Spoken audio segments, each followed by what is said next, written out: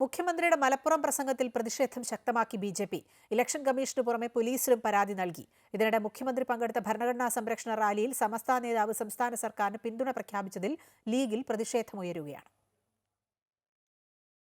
പൗരത്വ നിയമ ഭേദഗതിക്കെതിരെ മലപ്പുറത്ത് നടന്ന ഭരണഘടനാ സംരക്ഷണ റാലിയിൽ മുഖ്യമന്ത്രി നടത്തിയ പ്രസംഗത്തിലെ പരാമർശം സജീവമായി നിലനിർത്താനാണ് ബി.ജെ.പിയുടെ നീക്കം.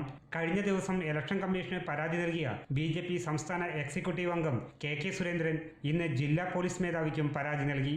മുസ്ലിങ്ങളുടെ പൗരത്വാവകാശങ്ങൾ എടുത്തുകളയാനാണ് കേന്ദ്ര സർക്കാർ നീക്കമെന്നും മുസ്ലിങ്ങളെ പാകിസ്ഥാനിലേക്ക് അയക്കാനുള്ള ശ്രമമാണ് നടക്കുന്നതെന്നുമുള്ള മുഖ്യമന്ത്രിയുടെ പരാമർശം വർഗീയത ആളിക്കത്തിക്കാനുള്ള ശ്രമമാണെന്നും തെരഞ്ഞെടുപ്പ് ചട്ടങ്ങളുടെ ലംഘനമാണെന്നും കാട്ടിയാണ് ബി.ജെ.പിയുടെ പരാതി.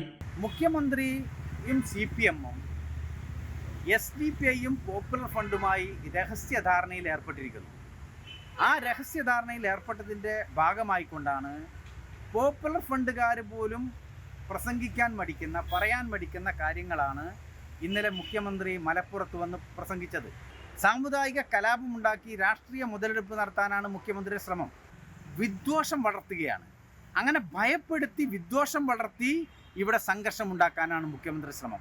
ഈ ശ്രമം വിലപ്പോകില്ല. അതുകൊണ്ട് മുഖ്യമന്ത്രിയെ ഈ തെരഞ്ഞെടുപ്പ് പ്രചരണത്തിൽ നിന്ന് വിലക്കണമെന്നാണ് ദേശീയ തെരഞ്ഞെടുപ്പ് കമ്മീഷനോട് ആവശ്യപ്പെട്ടുള്ളത്. തെരഞ്ഞെടുപ്പിൽ വിഷയം സജീവമായി നിലനിർത്തുന്നത് നേട്ടമുണ്ടാക്കുമെന്ന പ്രതീക്ഷയിലാണ് ബി.ജെ.പി. അതേസമയം മുഖ്യമന്ത്രി പങ്കെടുത്ത ഭരണഘടനാ സംരക്ഷണ റാലിയിൽ സംസ്ഥാന സർക്കാരിന് പിന്തുണ പ്രഖ്യാപിച്ച സംസ്ഥാന നേതാവിന്റെ പ്രസ്താവനയിൽ ലീഗ് കടുത്ത അമർഷത്തിലാണ്.